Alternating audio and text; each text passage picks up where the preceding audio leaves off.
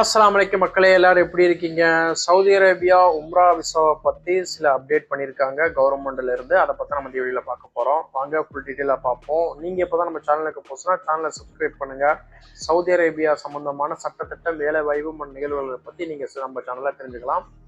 Saudi அரேபியாவில் இந்த season வந்து நவம்பர் டிசம்பர்ல வந்து கூலிங் டயத்துல எல்லா மக்களும் வந்து உம்ரா செய்யறதுக்கு வருவாங்க. சமயத்தில் வந்து விமான டிக்கெட் வந்து கொஞ்சம் விலை கம்மியா இருக்கும். கிளைமேட்டும் கொஞ்சம் கூலிங் கிளைமேட்டாக இருக்கிறதுனால அதிகபட்ச மக்கள் வந்து உம்ரா செய்ய வருவாங்க.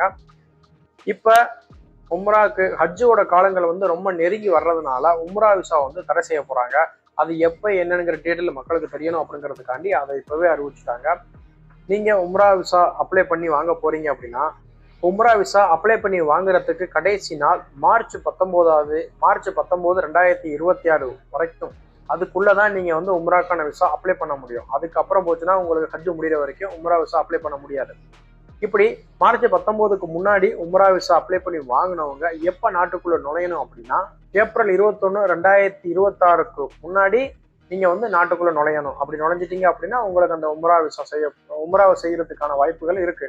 அதுக்கப்புறம் உள்ள வந்து நீங்க விசாவே கையில இருந்தாலும் ஏப்ரல் 21க்கு அப்புறம் நாட்டுக்குள் நுழைவதற்கு தடை, நீங்க உள்ள வர முடியாது.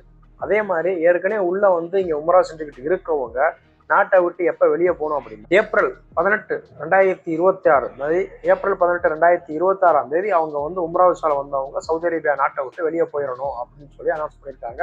இதுக்கு 2 நாளைக்கு முன்னாடியே நம்ம நாட்டை விட்டு வெளியே போறது சிறப்பா இருக்கும். ஏன்னா ஹஜ் டயத்துல வந்து சட்டத்திட்டங்கள் கடுமையா இருக்கும். ஒரு நாள் டிலே ஆனா கூட அதுக்கான அபராதமும் தண்டனையும் வந்து மிகவும் அதிகமா கொடுக்குறாங்க.